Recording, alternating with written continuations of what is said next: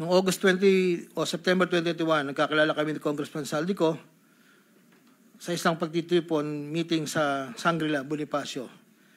Doon ay napag-usapan namin ang plano ni Kong Saldi na sumubok na magbaba ng pondo papunta sa aking distrito para sa iba't ibang proyekto.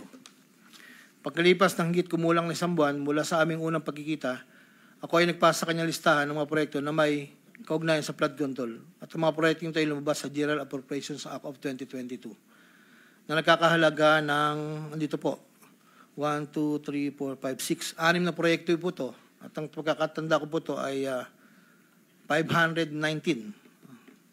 million, ang una po.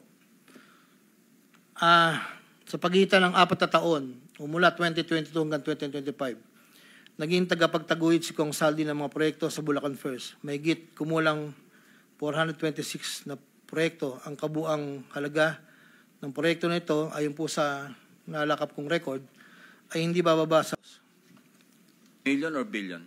Billion, Your Honor. Andito po yung summary. Pwede ko pong state, Your Honor. Go ahead. Sa taong 2022, yun po yung una, bycam lang po ito ayon sa record ko po. 519 million. Sa 2023, 5 billion 790 sa NEP, 3 billion 250 sa bycam,